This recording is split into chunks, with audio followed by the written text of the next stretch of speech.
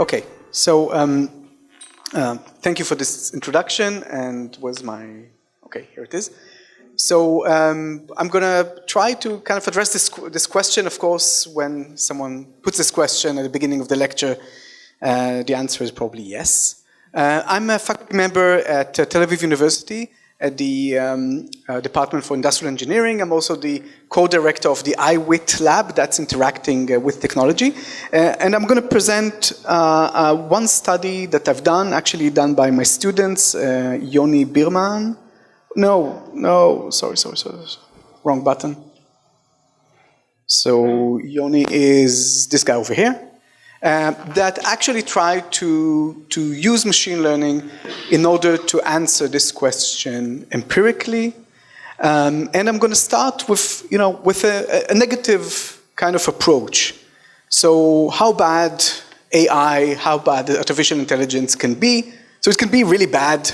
Science fiction show us that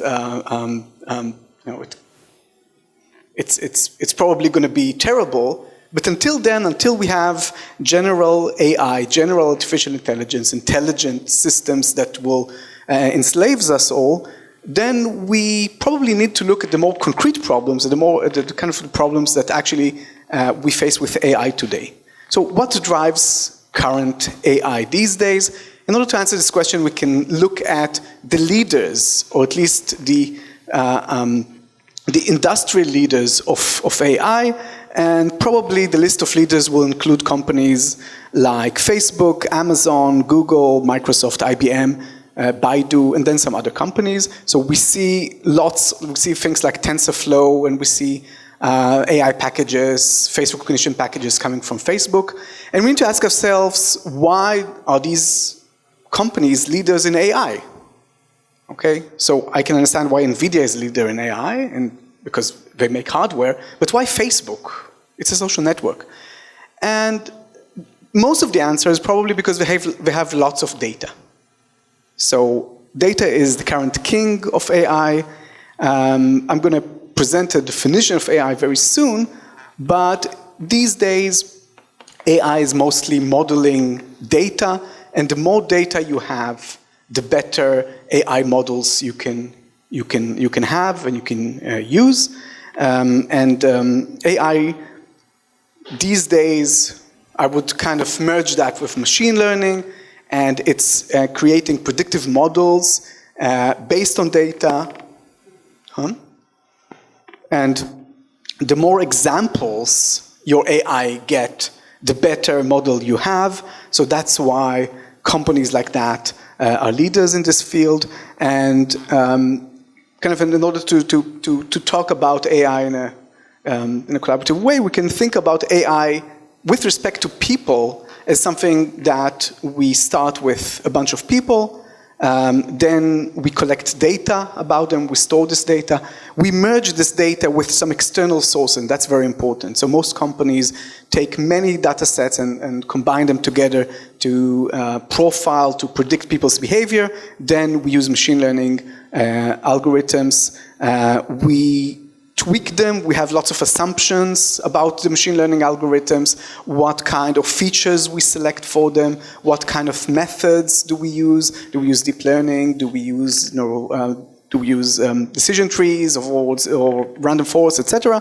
At the end, we have some sort of a model, and then we use this model for automated decision making, which is kind of a less fancy name for algorithmic decision making.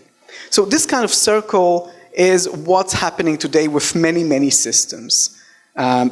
Simple ones that are with us for many years, like recommendation systems, but more and more we see those systems in many other places in our life, from autonomous cars, as Yoram talked about, but also in surprising places. So a couple of examples that we'll give in this lecture are the way automatic decision making is actually used in the justice system in the US and in other countries like Israel today. So algorithms tells us we use machine learning to kind of predict who will commit crimes after being in jail, and those machine learning models really have a huge impact on our life. So if they have an impact on our life, then we can start to ask, do they pose any danger to privacy? So Yoram had given us some amazing definitions for privacy. I will give one more just to kind of make the rest of my talk easier. So what is privacy? There are many definitions. The two most common definitions today created by academics, but now Labriut, are actually part of the legislation and regulation all over the world. So one of them is by Alan Westin, a sociologist, and he kind of defined privacy as control, as the ability of people to control which type of data is used about them and how. Another very useful definition, and more modern one, is by Helen Nissenbaum. She's a philosopher from Cornell these days. And she kind of created the idea of contextual integrity as a definition for privacy. So what's contextual integrity? It means that privacy is actually respecting informational norms. So whenever I communicate information, it is done under certain norm. If I tell you something, if I tell somebody here something in private about me, then the informational norm would be that that person wouldn't pass this information to other people. But if that person would shout this information right in this room, then it would create a problem with the information norm, go against it, and that's how we define an invasion of privacy. So when we take those two definitions, we can start to think about problems with AI. For example, AI actually allows us to create new types of context. So information is collected about me for certain things, like I give Facebook my photos so that other people will see them, but then Facebook uses this photo to automatically tag me. Okay, so that's kind of the problems that AI brings. So let's talk about 3 challenges. There are many more challenges. I'm just picking those 3 because I think they're interesting, and these are the challenges that academics and the industry start to look at. One is the inferential power of AI. The other is bias in AI, and then the black box that Yoram talked about. I'll talk about it a little more. How do you know what's happening inside AI? So let's start with inferential power. One very cute example used a lot, maybe some of you have heard about this, is the Target example. So Target is one of the largest retailers in the US, and they have a very sophisticated coupon system. And a Target employee had received a phone call from an angry father who had said that they had sent coupons by mail for baby formulas and baby stuffs, but nobody in his house is pregnant, and he don't know why they've done it, and he asks them to stop, and then a week later he calls again and said, I'm sorry, there were some things happening in my house that I wasn't aware of, my daughter is actually pregnant, this is the US, and well, please keep sending the baby stuff. So this is kind of an example. So what had happened here actually, Target is using a market analysis, a basket analysis algorithm. They look at the type of things people buy, and then they predict what we're going to buy in the future. And that woman had bought some pregnancy testing probably, and then we start sending coupons. So that's kind of the thing.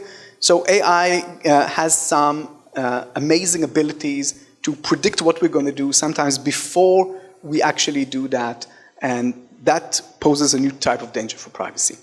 Another example is the kind of what we have now with face recognition and image analysis.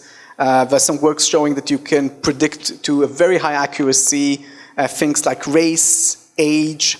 There are some works that look at things that are considered sensitive or considered personal, like sexual orientation, from pictures, and this is one of the major applications of AI these days is to create semantic continuity between different types of data. Okay, so how does this works? So it takes pictures, it takes Facebook,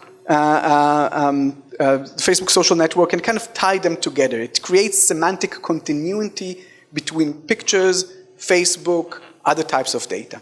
And that's kind of goes against the way we try to protect privacy, because sometimes to achieve privacy, you need to divide between different worlds. So one of the ways that we achieve privacy, for example, in Google Street View is by pixelating people's heads. Okay, that's how we try to protect people's privacy on TV shows, and that's how we try to protect people's privacy on things like Google Street View. But now we have algorithms like this one, the citation is down there somewhere, in which they actually depixelate people's heads using deep learning. So it creates this type of semantic continuity that goes against the way we try to preserve privacy. Another aspect of this informational power is by the way privacy is used as kind of an omnipresent control. And Eran had talked about that as well. One example is this tool used in a Chinese school. So do you see this kind of camera over there? There's like a small camera above the teacher. So this camera actually looks at whether students are paying attention.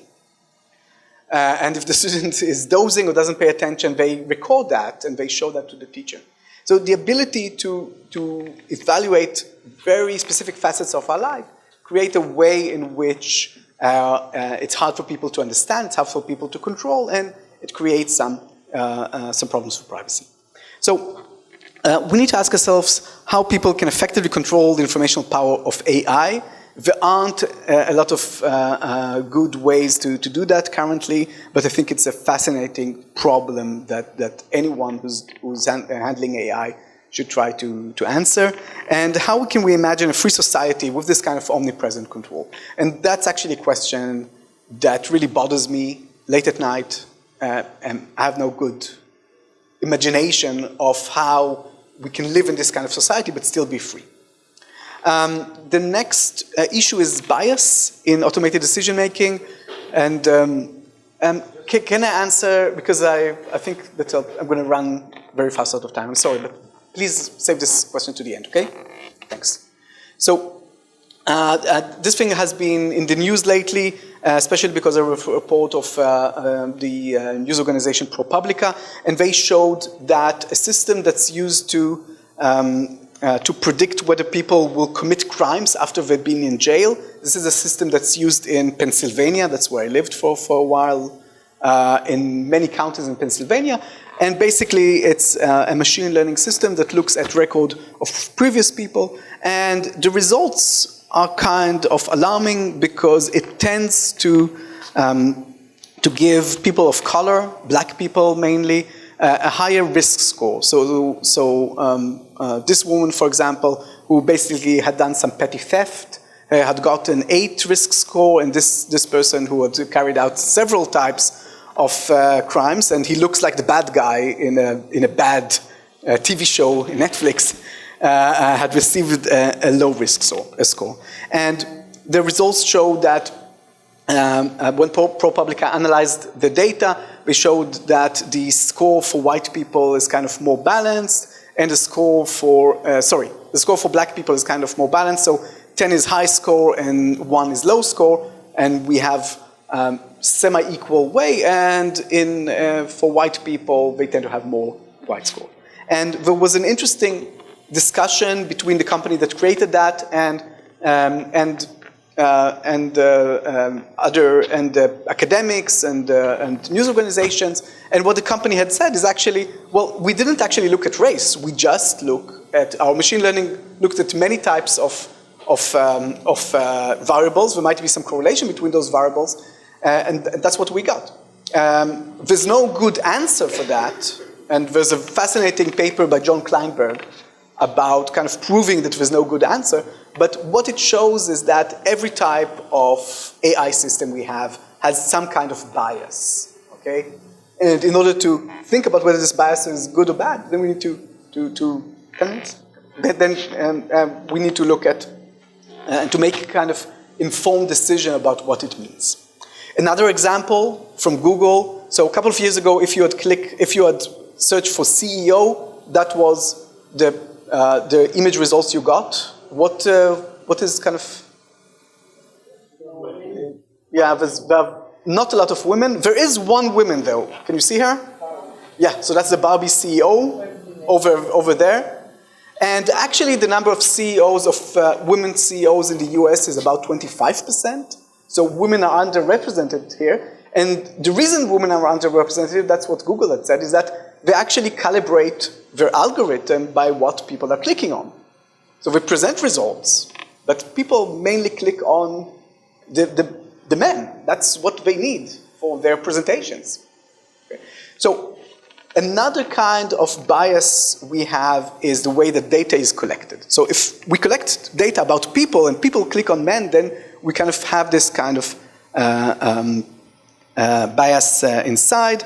And another example, so this is an automated machine learning based system for soap dispensing.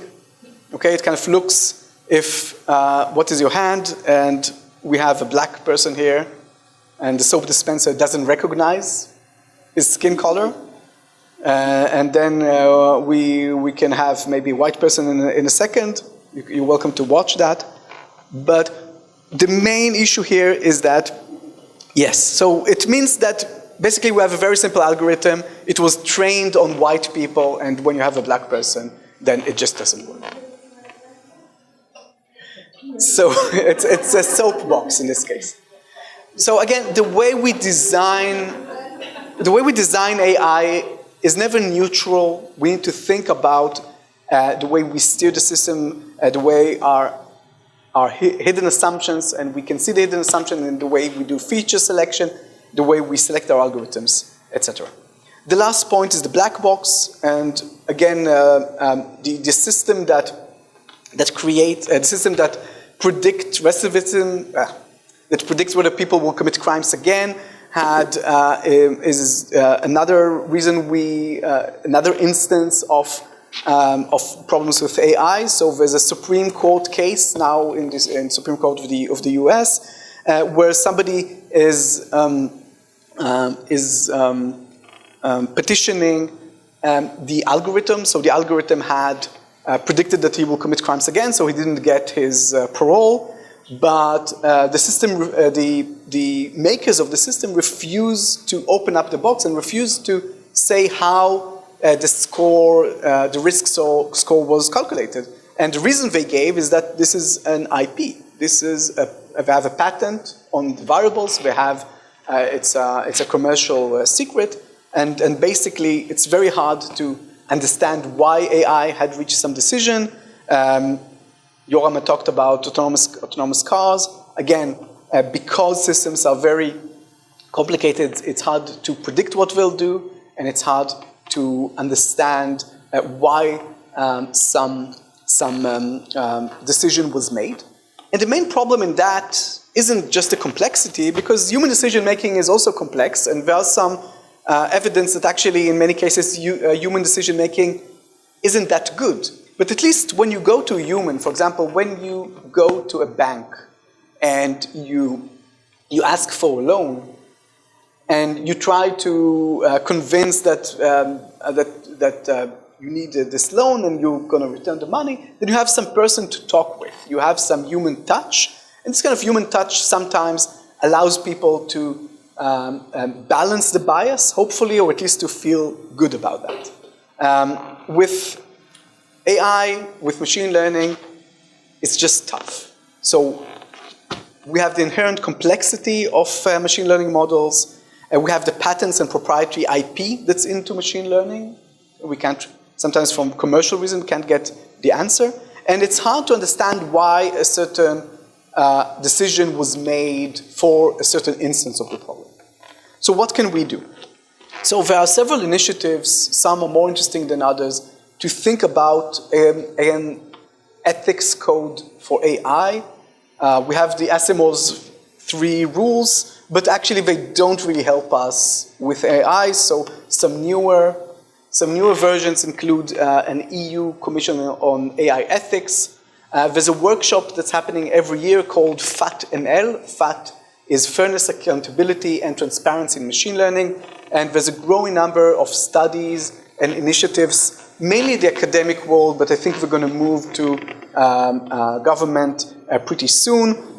We have some seminars about code of ethics, and I've kind of have a short list that I collected from those different places about what can we do as data scientists, as people that create, design, use AI algorithms. And of course, it's very relevant to talk in Israel about that because we have lots of companies that are doing very sophisticated AI for the whole world. Really, my main take-home message for you is to, like, every engineer can take some responsibility for doing more ethical AI and thinking some more about the consequences of using machine learning and AI. So the first principle is data minimization, and that's also a legal principle in many countries, such as Israel, the GDPR, etc., to try to minimize the amount and type of information you receive. It's not very easy to do with AI. If I have some time, I'm going to talk about it very quickly. We have some right for human intervention. So the GDPR, the General Data Protection Regulation Framework in the EU is something that many people are busy with. And one of the more interesting aspects of the GDPR is that people are actually have a right for human intervention when there's a machine, when there's an automated decision-making done about them. So this is actually a legal requirement for anybody who's doing business in Europe. Another principle is responsibility. How do we have a decision-making process about AI design that takes into account societal aspects, explainability, how can we explain the algorithms, how can we explain the process to users, accuracy, how do we make sure that our algorithm is accurate, that our data is accurate, and people aren't getting some decision that's based on a mistake. Auditability, how can we audit our algorithms? How can we make sure that our algorithms are solid, that the decisions had answered all those principles? At the end, some fairness. How can we make sure that the algorithms are fair and don't bias anybody? So I'll give a short example of a work that Yoni Birman had done in my lab. And the idea here is to try to minimize inferential attacks. So we define inferential attack, I'm going to do it very quickly, we define inferential attack as a sort of an attack in which some adversary, bad adversary, try to predict your future behavior. So you can imagine this adversary as, let's say, a company like Facebook or Google that you don't want them to know too much about you, don't want them to infer and predict your future behavior. And we have used that in the context of location-based applications. So imagine that you have lots of data about people's location and you have very good algorithms, and we created those algorithms that can predict not only where you were, but what we were doing in that place. So we used a very simple machine learning, unsupervised machine learning mechanism called principal component analysis. We use that because it's a dimension reduction mechanism. It's very similar to neural network, but it's linear, and it allows us to quantify the variance explained by the system. And we created those kind of matrices that, where am I? Okay. Define what kind of activity a person does in long periods of time.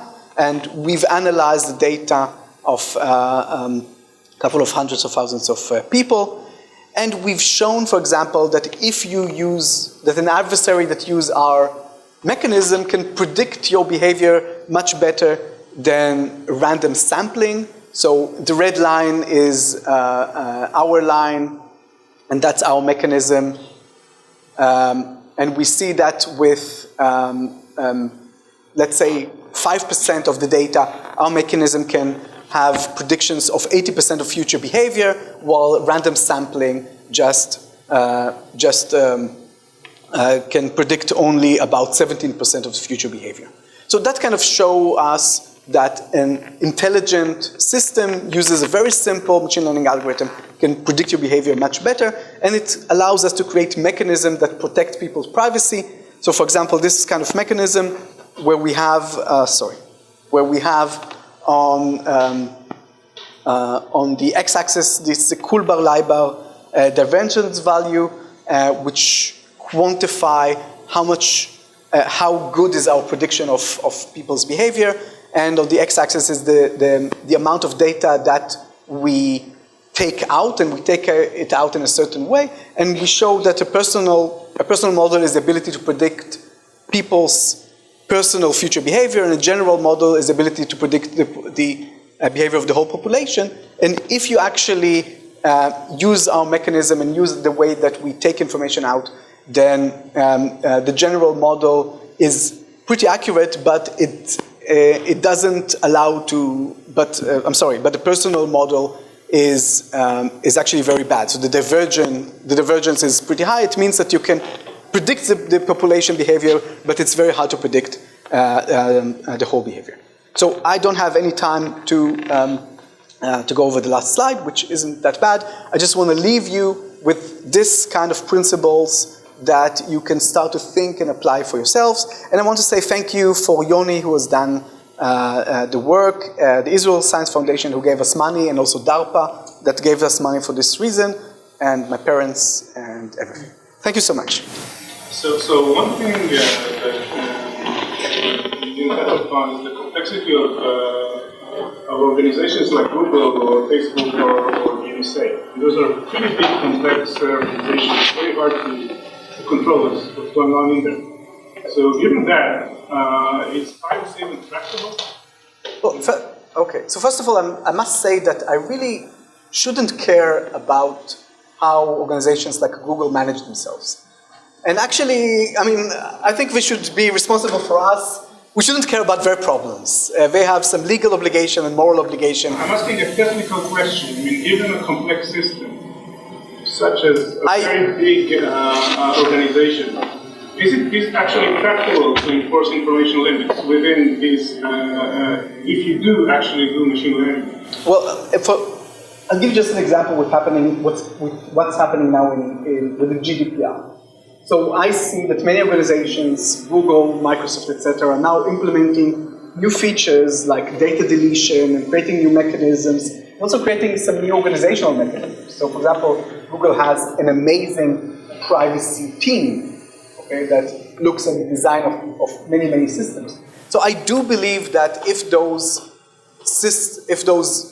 organizations actually put energy, okay, into those things, they can actually solve that, as they solve many other problems. So I don't think there's an organizational problem at kind of making privacy tractable. I think there's a motivation problem.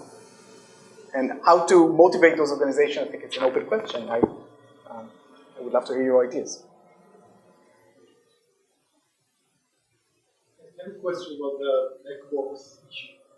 So if you ask humans to explain their behavior, they're really bad. Yes, terrible. If you ask the judge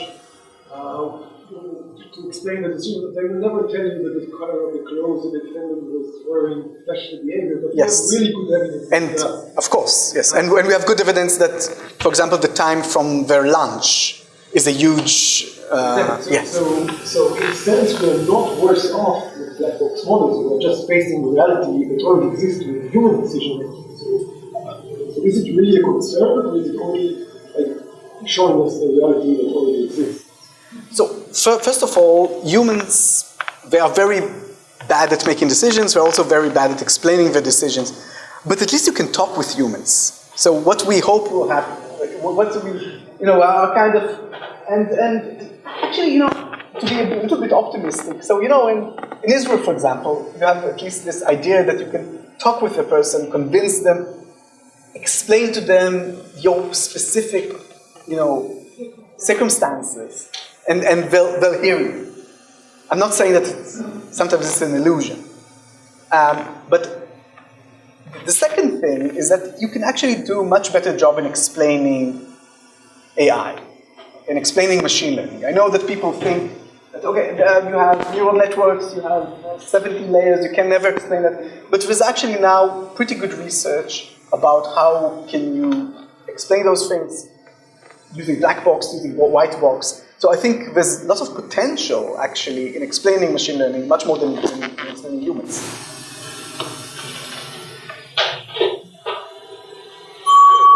Yeah. So if we build a model based on the data and we see that the model is biased. But we selected the data like randomly, it means that people are biased, not the model. And maybe if we can like fix that, that makes the model better than human in that aspect, because the model wouldn't be biased. So really, John Steinberg has this amazing paper about showing that you can never have full fairness. It's a bit like the possibility theorems of decision making. Then I think that the main kind of thing here is that every way you design an algorithm has some political aspect to that. I'm talking about politics in a very general way. Either you have this algorithm that kind of is biased against blacks, or you have an algorithm that kind of takes this bias out, but then it doesn't reflect the reality. So I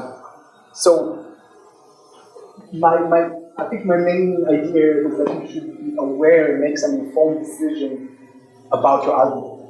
And every algorithm is somewhat political, but you need at least to be aware of in which direction it goes.